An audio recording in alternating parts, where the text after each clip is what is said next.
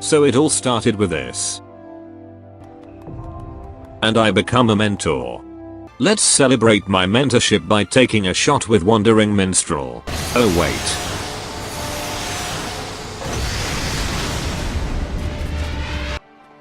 And thus my money takes flight.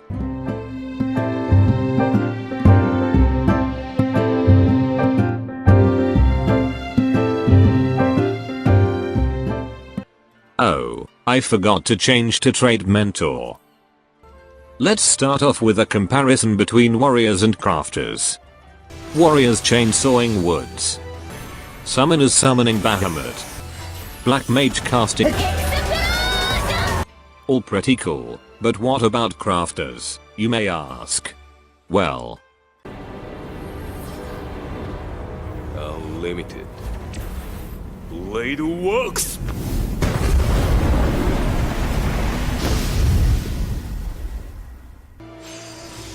actually it is like this.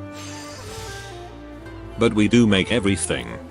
Weapons, armors, clothes, potions, and candies. And this shiny rapier by Mr. Hagel. Now for a short lesson about crafting. Select the item to craft and drop the anvil.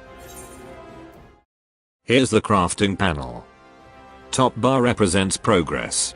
Your goal is to fill the progress bar before its durability reaches 0. As a crafter, you have basic synthesis as your starting action. Let's try it.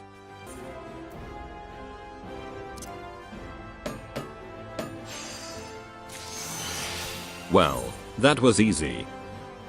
But this is just the tip of the iceberg. If you want to craft a high quality item, you'll need to fill the quality bar, and then the progress bar.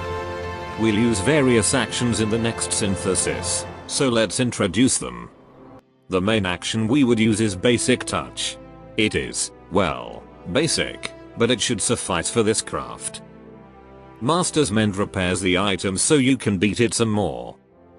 Steady hands makes your hand, well, steadier.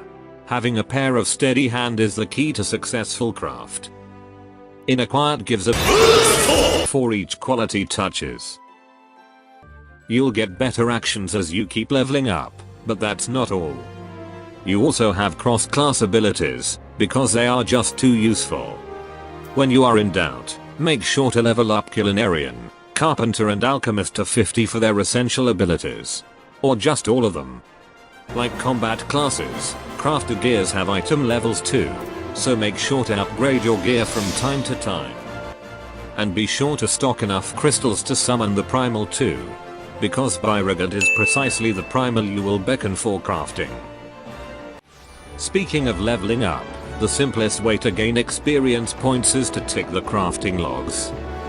Beginners can buy the rudimentary materials them from NPCs. You can use the company manuals to complement this. But the most effective way to level up by far is through live quests. You can get live quests from the NPCs with the exclamation signs. Tradecraft leaves are basically fetch quests. You'll get twice the EXP by handing high quality items. If you have a lot of gil and not a lot of leave allowances, consider taking the triple fetch quests. Or if you feels like going an extra mile, you can deliver the parcel yourself straight to the client. You can also take Grand Company provisions for extra EXP. Except that they occasionally ask for really hard to make stuff. When you have progressed further into the story, the Ixels will hire you to build an airship. You'll need this glove to build the commissioned parts. The synthesis process is fairly easy, once you get the materials and put on the gloves. For references, here's the list of parts you've been commissioned for.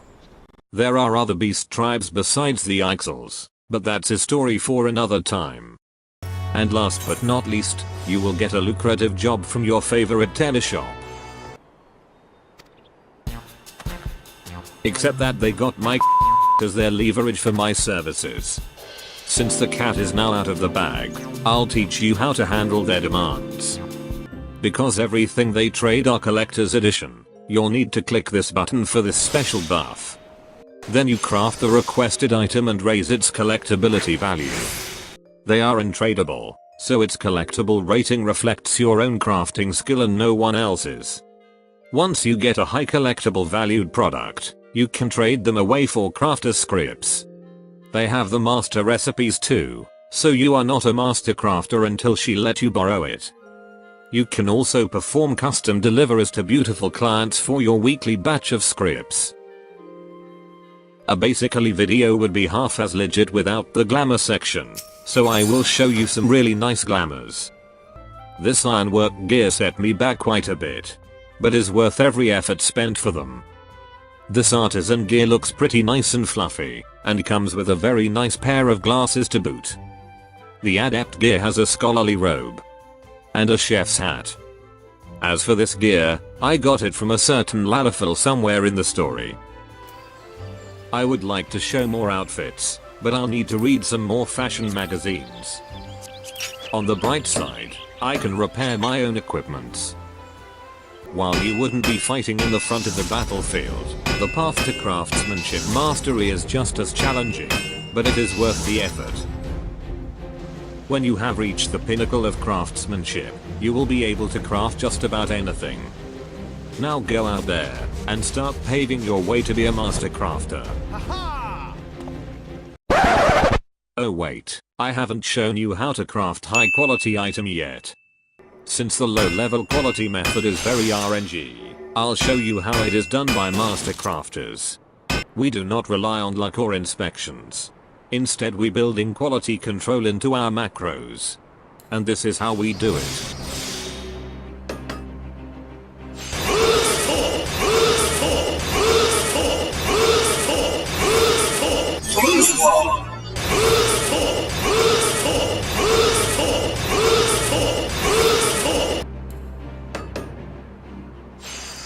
Is that all, you ask? Well, of course not. Expert crafters also have this macro as their finisher. Now let's see how crafters really do their finishers.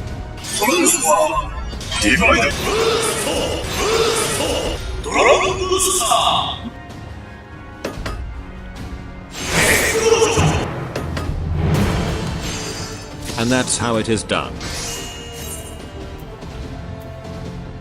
In the future, I will make amusing videos for crafting and gathering classes.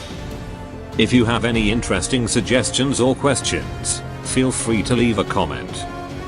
And finally, please give my regards to Larry, and subscribe to my channel if you're interested in my videos.